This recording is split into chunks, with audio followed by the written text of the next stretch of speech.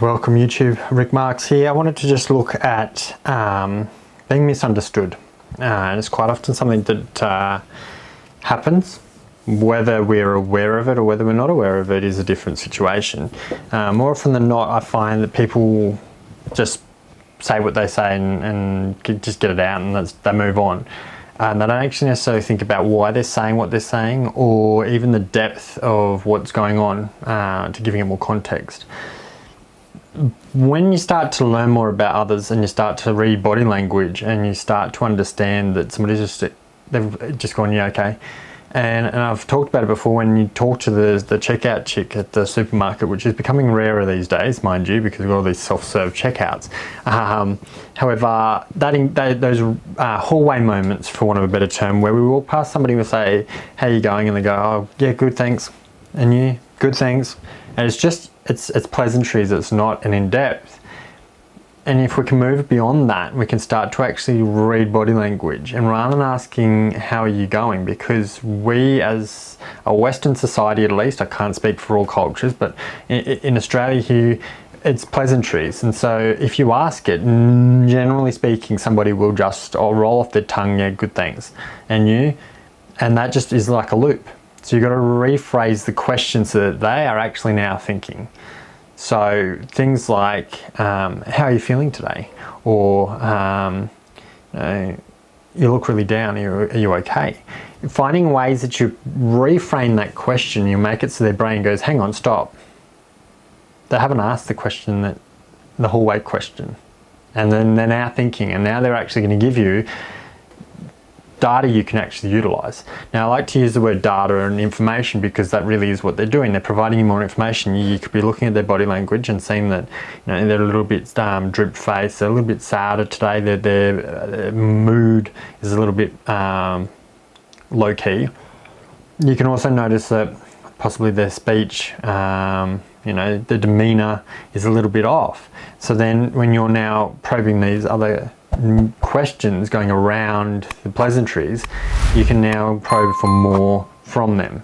Now again, not everybody's going to open up, not everybody's going to cry on your shoulder. Some people will still be able to brush that off or kind of just go, I've just got a lot going on, and that's a brush off. But on the back of that, you can still kind of provide them with, well, I'm here if you want to have a chat. A lot of the book itself also talks about that again, the boundaries, I guess, understanding again, you're not going to be everybody's best friend, but by being able to be there for people, being able to adjust how you behave, also then not to become a false you, or not to pretend to be something you're not, but if that person is going through a lot at the moment, be mindful of that and think about how and what you're saying around that person.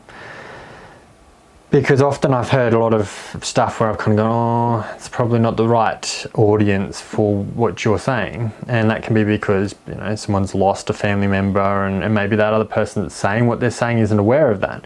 And this is where, again, it's that being aware of who you're saying what to, being mindful. You're never going to always hit the nail on the head, and we always will have those moments. But the more aware we are, we can start to read that. And now 3 or 4 people are kind of all cringing a little bit. Maybe where I'm going with this conversation is not the best place. And those 3 or 4 people might know that, Tom's just lost his kid, or, his dad just passed away, or whatever it is. And then whatever you're saying, your joke, or, whatever is going on, you're pushing out into the environment is not going to be received. And so you can then, if you're, again, aware of these the bodily things, so people's demeanors, people kind of pulling away, and stop. And I think that's the biggest thing that we often don't do, is we don't stop and then kind of think in our head, what is it, like, read the room. And I see it a lot in interviews myself, where people feel they have to answer the question, they have to have it right now. And one of the biggest benefits that most recruitment groups and people within that environment, slow down, hear the question, give it a moment. They're not going to jump at the fact that, oh, he didn't respond straight away, therefore they want a smart, intelligent answer. And when we just respond, we're not necessarily thinking about crafting our answer.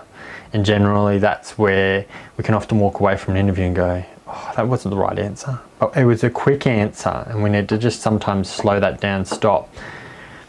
So I guess overall in this particular topic, the video today is more around just stopping, slowing things down, thinking about how we are acting and responding with people.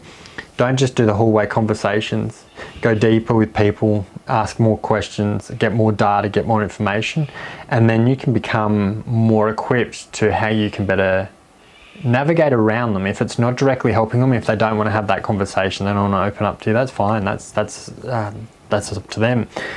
But what you can do is around them in the environment is you can create a better environment that's more supportive of them in their current state. And now that is not going around letting everyone know that this has happened to so and so, and you know, but it's just about kind of being mindful more so than what we generally are. So yeah, if you've enjoyed it, chuck some comments, thumbs up, hit subscribe, and you'll see me in the next video.